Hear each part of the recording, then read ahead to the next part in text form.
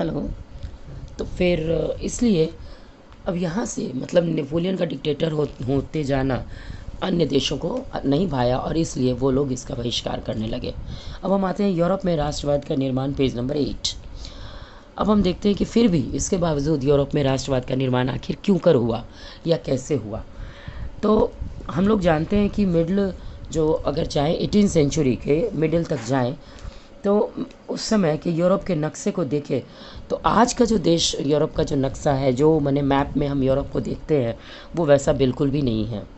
तो उसमें वैसे राष्ट्र राज्य नहीं मिलेंगे जैसे कि आ जाए, क्योंकि उस समय क्या था, उस समय मतलब मिडिल 18 सेंचुरी के मिडिल तक की बात करें अगर हम, तो उस समय क्या था कि सभी देशों में निरंकुश तंत्र था। निरंकुश माने डिक्टेटरशिप था और राजा का एक तंत्रीय शासन था, मोनोपोली थी। लेकिन आज सभी जगह डेमोक्रेसी है। तो आज का मैप तो अलग है, उस ज़माने का अलग था। तो जिन्हें आज हम जर्मनी, इटली और स्विट्ज़रलैंड के रूप में जानते हैं, वो तब क्या थे, बड़े बड़े राजशाहियों के अधीन थे। वे बड़े बड़े राजशाहियों, डचियों या डचेस और कैंटनों में बटे हुए थे। ये सारे देश जो आज आज़ाद हैं वो उस समय बड़े बड़े राजशाहियों में, डचेस में और कैंटनों में बटे हुए थे, जिनके शासकों के स्वायत्त क्षेत्र थे। पूर्वी और मध्य यूरोप निरंकुश राजतंत्रों के अधीन थे। पूर्वी और मध्य यूरोप यानी यूरोप का जो आप देखिए यहाँ पीछे आपको मैप है, ये पूरा यूरोप है। तो यूरोप का ये ईस्टर्न इलाका है, ये वेस्टर्न है, ये नॉर्थ है, ये साउथ है। तो आपको कह रहा है कि पूर्वी और मध्य यूरोप यानी ईस्टर्न, और ये जो बीच का मिडल जो यूरोप का हिस्सा है, ये निरंकुश राजतंत्रों के अधीन था। यानी ये जो ईस्टर्न हिस्सा है और ये मिडिल का हिस्सा, ये निरंकुश यानी डिक्टेटरशिप, एक तंत्रीय राजतंत्र, बड़े बड़े राज परिवारों का के अधीन था। और उन इलाकों में तरह तरह के लोग रहते थे, माने वो विभिन्न जाति, धर्म, भाषा के लोग थे, लेकिन उन पर एक शासन और जो बड़ी कठोरता से चलाया जा रहा था वो चल रहा था।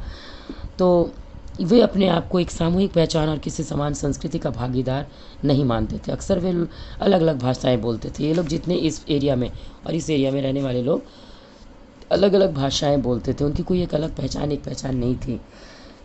जैसे हम ऑस्ट्रिया हंगरी पर शासन करने वाला, यहाँ पे देखिए आप ध्यान दीजिए कि दो बहुत बड़े एम्पायर थे यहाँ पे, राजशाही एम्पायर बोलते हैं जो बहुत बड़ा राजशाही राज ये हो। यहाँ पे है ऑस्ट्रिया। तो ऑस्ट्रिया पे और उसके आसपास के इलाकों पे जो शासन करने वाला साम्राज्य था उसको बोलते थे हैब्सबर्ग एम्पायर या हैब्सबर्ग साम्राज्य। और इधर टर्की में आइए तो ऑटोमन साम्राज्य। ये दो बड़े बड़े राजशाही परिवार माने राजशाही था, जिसके अधीन वहाँ के आसपास के लोग को रहना मजबूरी थी। जबकि तो इसरा ऑस्ट्रिया हंगरी पर शासन करने वाला हैब्सबर्ग साम्राज्य था, जिसको हैब्सबर्ग एम्पायर कहते हैं। कई अलग अलग क्षेत्रों और जनसमूह को जोड़कर बना हुआ था। इसमें कोई एक नहीं, कई समूह थे जोड़कर उसे बनाया गया था। तो मिडिल में यहाँ हम देखते हैं कि हैब्सबर्ग एम्पायर है और इधर ईस्ट में ऑटोमन एम्पायर है।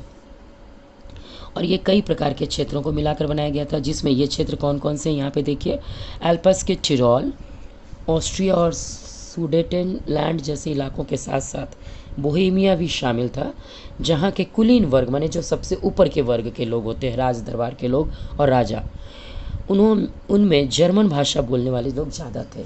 यानी ये मध्य जो हिस्सा है, यहाँ जो आसपास के लोग थे उसमें कुलीन वर्ग। आपको ये हमेशा इतिहास में जानना पड़ेगा जब यूरोप का इतिहास पढ़ रहे हैं कि दो वर्ग जो थे वो सबसे ऊपर के वर्ग हुआ करते थे। फ्रांसीसी क्रांति में भी हमने पढ़ा था, एक वर्ग जो कुलीन वर्ग किसको कहते थे। इसमें दो वर्ग होते हैं, एक राजा और राजा से संबंधित राज दरबार के लोग, हाँ, और दूसरा होता है राज दरबार के लोग, ये लोग, और दूसरा होता है चर्च या पादरी वर्ग। तो ये लोग कुलीन वर्ग कहलाते हैं। सबसे धनी, सबसे रिच, सबसे अधिक कर लेने वाले, टैक्स लेने वाले, और जर्मन भाषा बोलते थे ये लोग। अब ये लोग जब जर्मन भाषा बोल रहे हैं तो दूसरे को तो इन्होंने ये वैल्यू देंगे नहीं। तो यूरोप में ये जो इलाका था कुलीन वर्ग का, बीच वाला मध्य यूरोप का, ये जो मैप में मैंने बताया, जहाँ की हैब्सबर्ग शासन कर रहा था। हाँ, तो हैब्सबर्ग राजशाही या अम्पायर, जिसको साम्राज्य बोलते हैं, हैब्सबर्ग साम्राज्य का शासन था। तो ये लोग जर्मन भाषा बोलते थे। जिसमें कि ये सारे लोग हैं। इसके अलावा हैब्सबर्ग साम्राज्य में लोम्बार्डी, वेनेशिया जैसे इटालवी भाषा के भी लोग थे। अब इसी इलाके में कुछ इटली के भी प्रदेश हैं जो इटालवी भाषा बोलते हैं। फिर हंगरी में आधे लोग मैग्यार भाषा भी बोलते थे, जबकि बाकी के लोग विभिन्न बोलियों का इस्तेमाल करते थे। इस तरह हम देखते हैं कि सिर्फ इतने से मध्य यानी मिडिल यूरोप में ही इतने भाषाई लोग थे, लेकिन शासन एक ही था, हैब्सबर्ग अम्पायर का। गलीशिया में कुलीन वर्ग पोलिश भाषा बोलते थे। एक और जगह है वहाँ पोलिश यानी पोलैंड की भाषा बोलते थे। इन प्रभावशाली समूह के अलावा हैब्सबर्ग साम्राज्य की सीमा रेखाओं के भीतर भारी संख्या में खेती करने वाले अधीनस्थ व्यवस्था भी थी। मतलब इसके अधीन इतना बहुत सारी भाषा बोलने वाले तो लोग थे ही, जर्मन भाषा, इटालवी भाषा, मैग्यार भाषा और पोलिश भाषा। इसके अलावा कई लोग थे जो फार्मर्स के रूप में थे, मजदूर के रूप में थे, छोटे लोग थे, जैसे उत्तर में बोहेमियन और स्लोवाक, कार्नियोला में स्लोवेंस, ये लोग अधीनस्थ थे, मतलब किसी के अधीन काम कर रहे थे। दक्षिण में क्रोएट और पूरब की तरफ ट्रांसिल्वेनिया में रहने वाले राउमन लोग, ये जितने भी लोग हैं, ये लोग हैब्सबर्ग साम्राज्य की सीमा रेखा के भीतर भारी संख्या में खेती करने वाले लोग थे जो किसी के अधीन थे। मतलब ये लोग फार्मर्स थे लेकिन स्वतंत्र नहीं थे, आज़ाद नहीं थे। उनके ऊपर एक जागीरदार था, एक फ्यूडल सिस्टम था जिसके अधीन उनको काम करना पड़ता था। वो लोग कौन थे? ये फार्मर्स बोहेमियन थे, स्लोवाक थे, कार्नियोला में स्लोवेंस थे, दक्षिण में क्रोएट, पूरब में ट्रांसिल्वेनिया में रहने वाले राउमन लोग। ये सारे लोग निचले स्तर के थे, फार्मर्स थे और किसी न किसी स्वतंत्र फार्मर्स नहीं थे। तो नेचुरली ये भी चाहेंगे कि हमें आज़ादी मिले अपने ऊपर के सामंतों से, जागीरदारों से, जो हमसे इतना टैक्स वसूलता है। तो इस तरह समूहों को आपस में बांधने वाला केवल सम्राट के प्रति निष्ठा थी।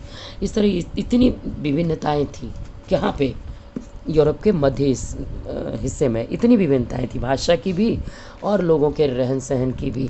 लेकिन फिर भी एक ही कारण था कि वो लोग एकता के सूत्र में अभी भी बंधे हुए थे, और वो एक कारण क्या था कि राजा के प्रति उनकी निष्ठा, यानी हैब्सबर्ग जो साम्राज्य था, जो उस पर शासन चला रहा था, इसके प्रति वो निष्ठावान थे सभी लोग। यही एक बात थी जो वो अभी तक एक